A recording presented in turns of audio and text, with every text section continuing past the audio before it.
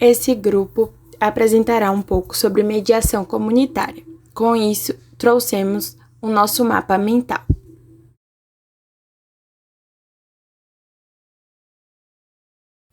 A mediação comunitária tem como objetivo principal promover e democratizar o acesso ao cidadão à justiça. Muitas vezes, a mediação comunitária ocorre em bairros periféricos, em comunidade, cujo mediador também faz parte da comunidade, onde isso facilita a comunicação entre as partes. A mediação comunitária possui duas características: a democrática, onde as vozes, as partes, irão expressar o ocorrido, o fato ocorrido, cada um pela sua versão, e a emancipadora, onde cada uma das partes tem sua autonomia crítica. A mediação comunitária ela não tem por objetivo apenas a resolução de conflitos. Na verdade, ela auxilia a sociedade a gerir os próprios conflitos de uma maneira mais participativa, mais emancipativa e autônoma.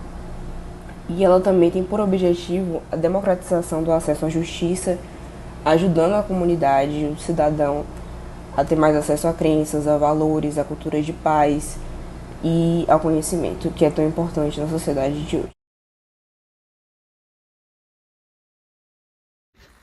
Bom, agora eu vou trazer para vocês alguns pontos benéficos da mediação comunitária.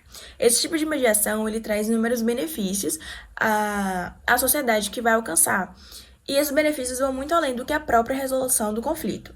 Além disso, a mediação comunitária, ela se faz presente o tempo inteiro dentro da comunidade, de forma a prevenir a existência do conflito.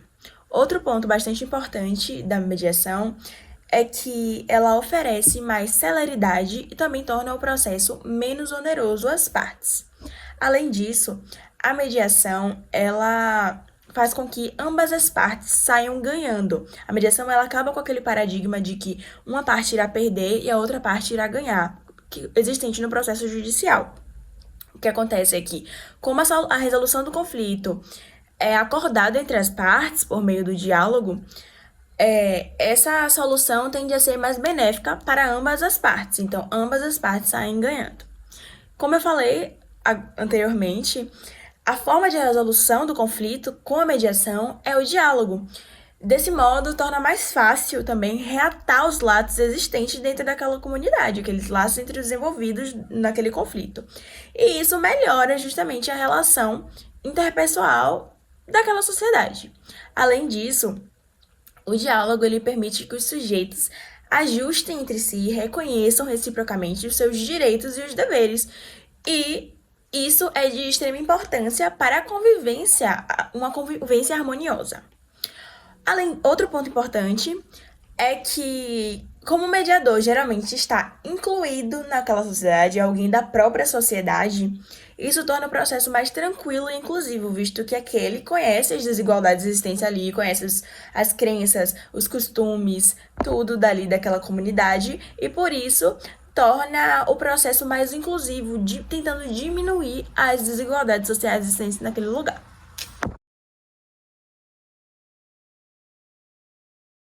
Bom, apesar de meus colegas já terem dado muitas informações valiosas, antes de explicar um pouquinho sobre as suas características, gostaria de frisar o quão mediação é nova no âmbito jurídico. Esta só passou a ser reconhecida em 2015 pela Lei 13.140 e visualizando, portanto, esses diferentes tipos de mediação. A comunitária, em especial, tem suas características baseadas na solução de conflito através do diálogo, algo que não é restrita a ela. Mas um ponto muito importante é que, além disso, é visualizada na comunidade, proporcionando uma melhor relação para todos os cidadãos que nela habitam. Muitas vezes, essas pessoas acabam se desentendendo, gerando um conflito, algo que dificulta o sossego da comunidade.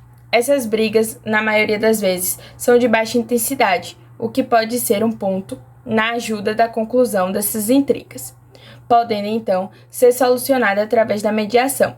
Algo muito visto é a celeridade no processo nessa área, distinguindo-se de outros processos jurídicos.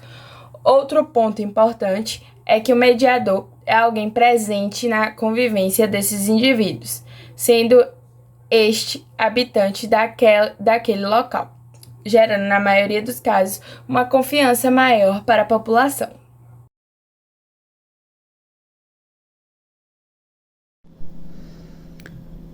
Bom dia, professora. Bom dia, colegas. Dando continuidade à apresentação do nosso mapa mental sobre mediação comunitária, eu começo a minha fala fazendo uma pergunta. O que diferencia a mediação comunitária dos demais tipos? Eu coloco aqui 3 pontos. O fato da mesma ocorrer dentro da própria comunidade. O segundo ponto, o mediador comunitário em regra, ser escolhido por pessoas da comunidade. E o terceiro ponto é que, sendo da comunidade, o mediador conhece antecipadamente as pessoas, entretanto, ele se mantém neutro em relação à mesma.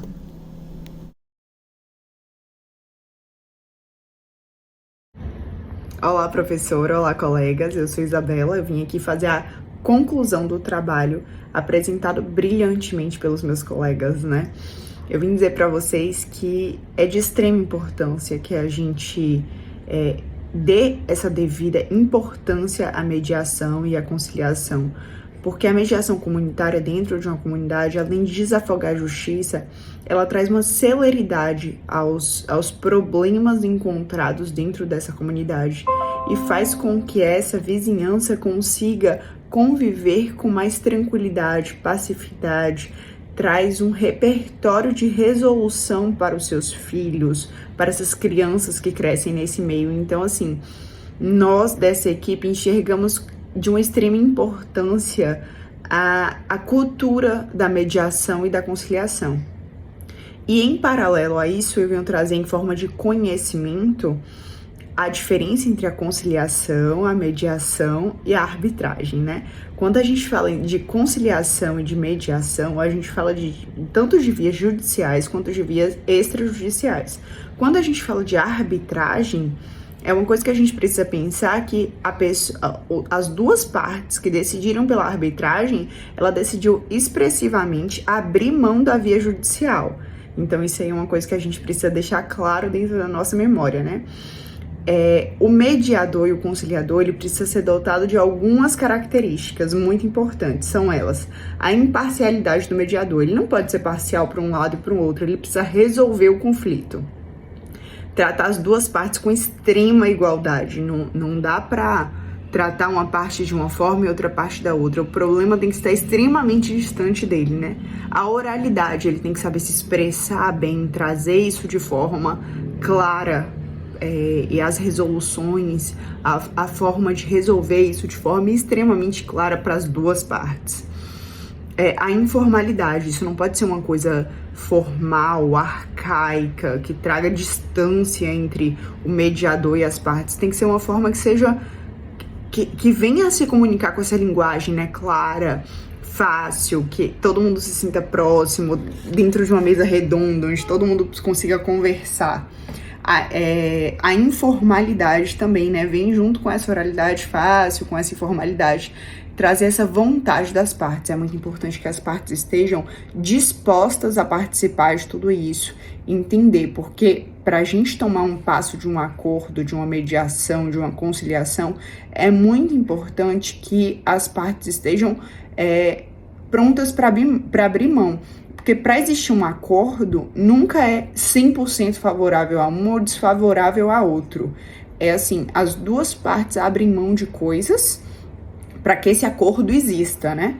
E assim, buscar o senso comum, que é isso, buscar esse acordo, buscar esse meio termo entre as duas partes.